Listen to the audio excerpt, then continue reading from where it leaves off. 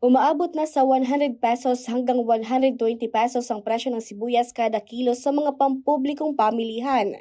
Isa ang sibuyas sa mga pangunahing rekado kaya malaki ang epekto nito sa mga mamimili, lalo na ngayong mataas ang gasto sa transportasyon dahil sa energy crisis.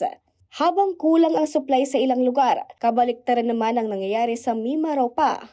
Dito nagkaroon ng sobrang supply ng sibuyas dahil hindi ito agad na naipapadala sa iba't ibang lugar dahil sa mahal ng bayad sa pagbiyahe nito. Dahil dito nagtulungan ang Department of Agriculture o DA Bicol at DA Mimaropa para matulungan ang mga magsaka at mamimili. Nitong Lunes nang dumating sa DA Bicol ang nasa 25 tonelada ng sibuyas ang naipadala at naipamahagi sa iba't ibang probinsya sa rehiyon.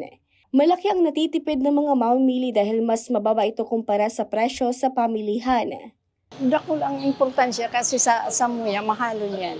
Papasalamat ako sa mga taga-DA. May baratong nakuha. Hindi lang mamimili ang natulungan kundi pati ang mga magsaka sa Mimaropa. Dahil sa sobrang supply, ilan sa kanila ay halos itapon na ang kanilang ani. Sa pamamagitan ng programang ito naibenta pa rin ang kanilang mga aning sibuyas.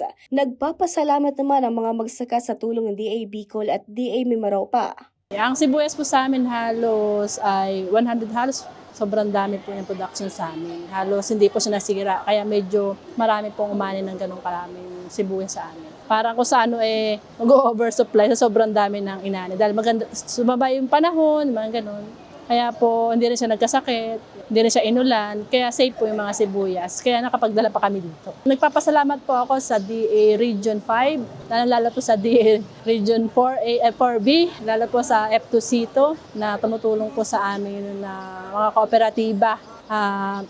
Pasasalamat po sa aming Director Banyas na lagi pong nakasuporta sa amin upang patuloy po na agapayan po ang mga magsasaka sa amin sa Occidental Mindoro. Yun lang po at maraming salamat. Ayon sa Department of Agriculture, malaking tulong ito sa mga magsaka at mamimili. Sa gitna ng pagtaas ng presyo ng mga bilihin, nagbigay ito ng kaunting ginhawa sa mga tao. So dahil nga po sa nagkaroon po tayo ng state of energy emergency, yung Department of Agriculture po ay nakitang madami pong supply ng mga produkto po na hindi po nabibenta sa merkado sa kadahilanan nga po na tumaas yung presyo ng krudo.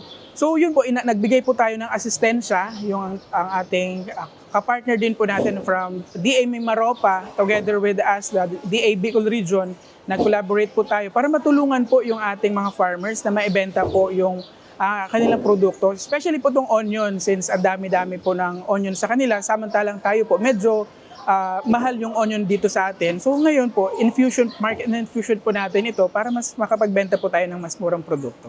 Sa ngayon, mayroon pang mabibiling murang sibuyas sa pwesto ng DA Bicol sa presyong 35 pesos hanggang 50 pesos kada kilo. Depende kung pula o puting sibuyas. Ngunit inaasahang magtatagal lamang ito hanggang maubos ang supply.